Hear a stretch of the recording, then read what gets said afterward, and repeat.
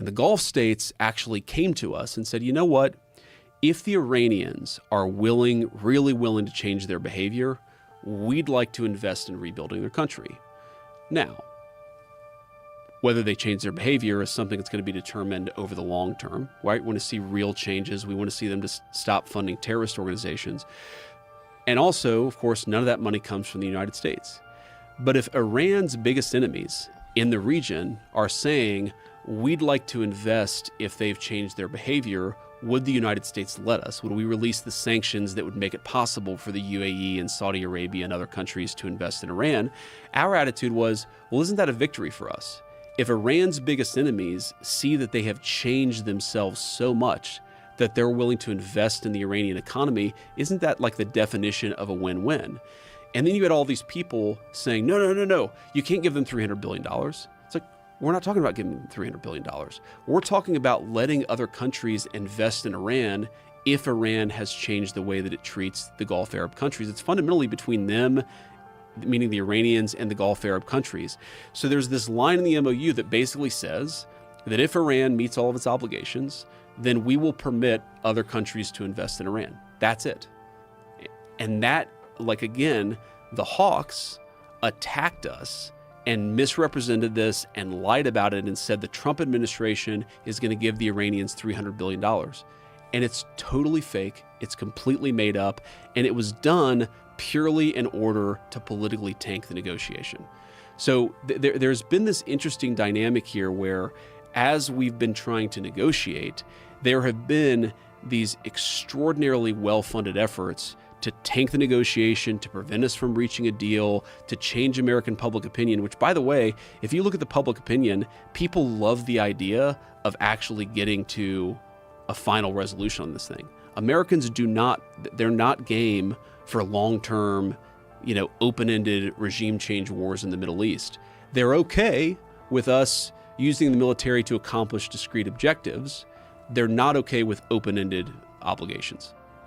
What do you think the motivation of the hawks is? Do you think this is, are they influenced by defense contractors? Are they what's the reason why they're so keen on continuing to bomb? I think with any big group of people, you have a diversity of opinions. So sure, I'm sure that you have people who are influenced by defense contractors. There's a lot of talk about how much is the Israeli government influencing American politics, and there are certainly certain people within the Israeli government who hate the deal, and we see exact evidence. There was a Times story that came out yesterday that basically there are certain influencers in America who are being paid in order to attack the deal. I think some of it's just pure political ideology, right? It's foreign policy perspectives that are much different from mine. They think that America should that we can basically, you can wave a magic wand with the military and accomplish whatever you want. And, it's not that simple. You actually have to have a very clear objective. Military power can accomplish a clear objective, but you've got to have that clear objective. You can't just say, we're going to bomb until something good happens. That never works. The United States has tried that before. So I think it's a combination of things, but I definitely think you have seen this very discreet, extremely well-funded campaign to try to derail the negotiation and try to derail the deal. And, there's this Time article that came out yesterday. A friend sent it to me. It's like worth reading because it lists a bunch of people who have quite literally been paid by a former Trump campaign person who was himself paid by certain elements within the Israeli government. And those people are attacking me viciously for quite literally trying to accomplish the negotiation objective that the president set for the country. So what is their position? Like, they're attacking you how? Oh, it's social media posts. It's, they're leaking to reporters. They're attacking me obsessively, saying that we should not be negotiating with Iran. We should just keep the military campaign going indefinitely. And that is their explicit position. And coming after me saying that, people have come after me and say that I'm influenced by Qatar, that I'm influenced by foreign governments, that, I take my marching orders from Tucker Carlson. And there's just so much bullshit out there when what I'm actually trying to do is accomplish what the President of the United States told me to accomplish, which is a settlement of this that accomplishes our objectives. Iran doesn't have a nuclear weapon. We have the free flow of oil and gas. And like, I should be clear, I don't actually mind. I don't mind that let's say certain elements of the Israeli government want to criticize the deal or have disagreements about the deal. I don't even mind an effort to try to influence, foreign governments try to influence the United States all the time. Israel does it, other countries do it. It's just sort of the nature of the beast.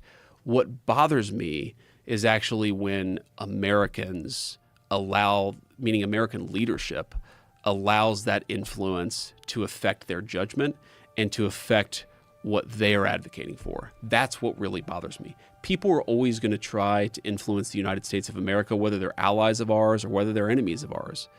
But again, when I open up the pages of Time magazine and I see that there's a literal foreign influence campaign being funded to tank the very deal that I was pursuing, and oh, by the way, many of the people who were receiving that money were actually attacking me in completely dishonest ways, my response to that is, well, go to hell.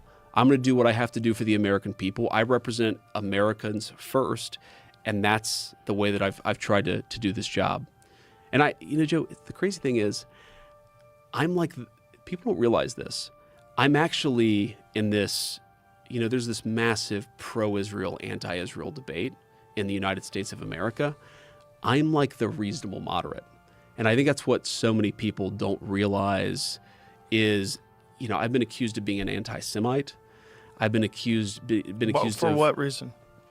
Quite literally I've been accused of trying to, I guess some people say that I've insulted the Jewish religion, which is insane. I have a ton of respect for the Jewish religion. But if you talk about... What specifically did you say? I don't know. I've never heard a good, compelling argument for why I'm an anti-Semite, even though I've been accused of being an anti-Semite by many people. But what I say to these guys is, look at public opinion, look at the way young Republicans versus Republicans over the age of 65 approach this issue. Like, right now, Israel is losing the public opinion battle in the United States of America. It is a simple and obvious fact. Donald Trump has said that publicly. It's a simple and obvious fact. Why do you think that is? Well, let me finish this point. Okay, go ahead. Okay, my attitude towards this is Israel is an ally. Like France or like the United Kingdom, we're going to have disagreements with them. We're going to have agreements with them. There are areas where we're going to have similar interests and areas where our interests are going to diverge. So my approach to this is to say, you know what? When we're partnered, great, let's work together. And we're not, let's just be honest about it. And for that, people attack me for being an anti-Semite or anti-Israel, and they don't see the writing on the wall that I'm actually just the guy advocating for a normal relationship with a normal country that's based around shared interest as opposed to based around, something else. So why is Israel losing American public opinion? Well, the narrative is that Israel has a very disproportionate effect on American politics. Yeah, I see that. I see that narrative. I mean, I actually think that do they try to influence American politics? Yes. But like I said earlier, a lot of other countries do. I think to the extent that Israel does, I think some are better at it than others. I think the Israelis are definitely more effective at it than most, but I wouldn't say that they're the only effective country by any means that tries to influence American politics. I just think you have to be self-aware about it. I mean, why wouldn't you? It's a country of 9 million people. We have 330 million people. And so, of course, they're going to try to persuade Americans. They're going to try to move Americans in one direction or another. I think that's just the nature of the beast. But it's more than that. The concern is that they're spying on American politicians, that there's concerns about funding, there's concerns about influence, there's concerns about whether or not politicians whether they're aligned with Israel or whether they're aligned with the United States first. Well, there's certainly, I definitely get those concerns, but my sense is that the way that all foreign influence works in the United States is people try to manipulate American public opinion and then from manipulating a public opinion, they try to get the outcomes that they want. I mean, this thing is a very good example of this. So, like we know, I'm telling you, beyond a reasonable doubt, we know that the negotiation strategy that the president has asked us to pursue, and again, with limitations, like when the Iranians hit ships, the president has been willing to knock the hell out of the Iranians in response. This is not just a negotiation. It's negotiation, it's military, it's all these things. But I know beyond a shadow of a doubt that there have been people within the Israeli government who are trying to actually shift us away from that policy because they want to continue the military campaign. And by the way, there are people within their government that I love, I have good relationships with. I hope, and I don't think that they're part of this. I mean, the ambassador of Israel to the United States, I think, is actually a really good guy. Obviously, he cares about Israel first. I care about America first. But there are some people within their system we know beyond a shadow of a doubt who are manipulating and trying to change American public opinion to keep the war going on indefinitely. Again, not towards any objective, but just indefinitely. So does it happen? Yes. But I guess what I would say to the Americans who sort of see this and are frustrated by it, my attitude would be you should be frustrated at American leaders who are, persuaded by this, affected by this. Countries are going to do what countries do. I really don't. It doesn't bother me that Qatar tries to influence the United States of America, and they do. I like a lot of the Qataris, just like I like a lot of the Israelis. It doesn't bother me that Israel tries to do this. It frankly doesn't even bother me that Russia or some of these other countries do it. It's just the nature of being a political leader in 2026. What does bother me is when those operations, those influence campaigns actually affect American political judgment, because they shouldn't. Because we should be thinking what is in the best interest of the United States of America. Do you think that Israel is affecting American political judgment? I mean,